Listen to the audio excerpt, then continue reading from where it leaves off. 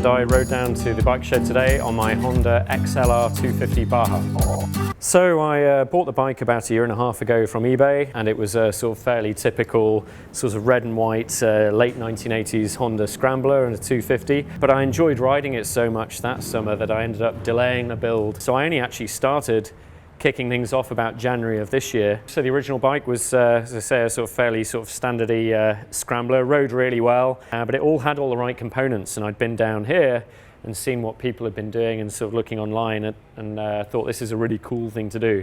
And I'd previously had sort of cafe racers and heavier bikes, and I liked the idea of something that was lighter and a bit easier to handle. So I started with the bike that I enjoyed riding, and then sort of moved on from there to take it from, I guess, the sort of the 1980s, 1990s through to the 1970s. And my idea was get the colors right, and then move on and basically remove every bit of plastic. So that's really where it started. So I stripped off all the plastic, had a look at it, what I needed to do, change some of the geometry of the rear subframe. So that involved cutting down the here and then bending under heat to get the back down properly. There was a small rear subframe that came up here, that came off, put a straight bar through, and then I had a sort of a straight line to work with. So I put a sort of, I guess, this sort of vintage tank on.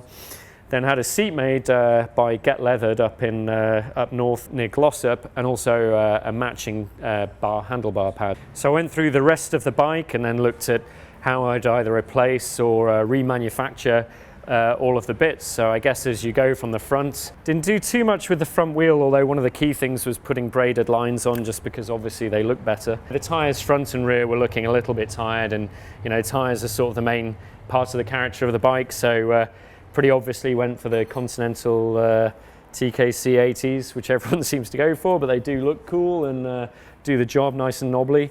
The original front mudguard obviously came off, and I managed to source one online in steel. It was actually chrome, so I had to de-chrome it, fill the holes, and I got that sprayed later on and had it sort of manufactured and mounted up here. This part of the bike actually was why I bought the bike, which is this sort of unique to the Baja style, which is obviously the twin headlights in this sort of encased in this frame. I actually sanded down the frame and then polished it up. It's got a few sort of nicks and dings, but I quite like the patina.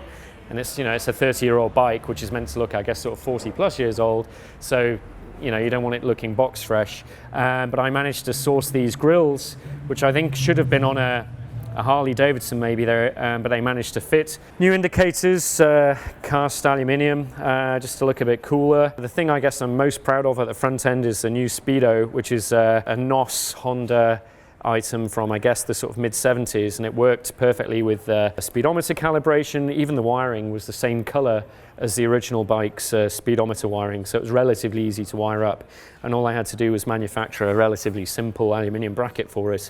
As part of my, I guess, my voyage against getting rid of all plastic, just little things like stripping off the old choke knob, which was broken anyway, putting a nice aluminium one on, obviously new controls, brake fluid reservoir.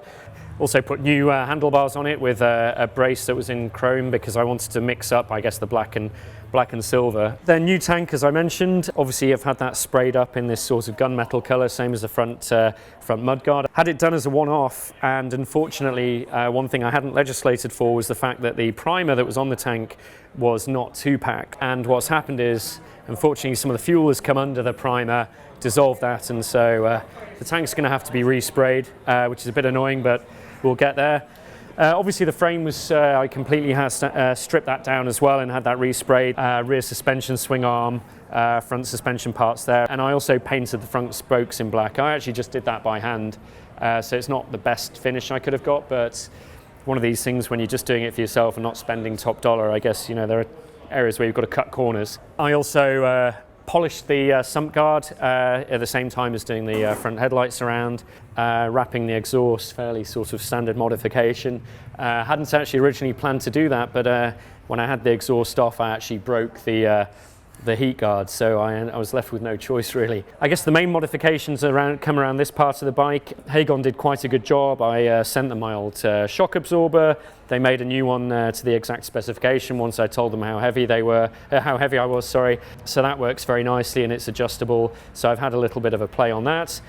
Obviously originally the airbox would have sat here, very ugly, very plastic. Removed all that and I've gone with the simple cone and then a small filter on the crankcase as well. New exhaust, obviously a huge safety feature because it's a lot louder now, so people hear me coming. Towards the back of the bike again, I wanted to make sure again, as I say, get rid of as much plastic as I could.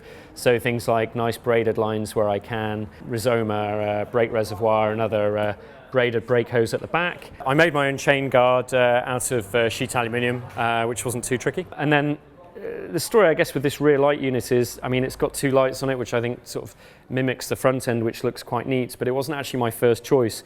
And one of the things I found with the learning process of the whole bike is sometimes you just don't think everything through. I think when you're an amateur builder, it's just very different. And one of the things I did in changing the rear geometry, I actually made it too low, and then adding a rear mudguard that I mentioned earlier. What happened to my old light cluster, long and short of it, is I whipped it off and broke it. So now I'm repositioned much higher. I've adjusted my suspension to account for my growing mass, and it all seems to work fine now, although the ride is slightly less forgiving. I've been riding it now as completed for a couple of months, really enjoy it. I think there are a few little things I just need to sort of refine on it, but I probably won't mess with it too much. I'm looking forward to the next build. Now I've done one Honda and I've just been so overwhelmed with the reliability and the sort of the simplicity of them. I mean, when I rebuilt this, it started first kick. You know, I tinkered with the engine, etc., and that's been incredible. But the thing is, now I think I'd be inclined to do another 250 scrambler because, you know, for somewhere like London, and you know, it's super light, which is just amazing. You know, you can do everything on your own, which is just makes life easier. So let me show you how it sounds.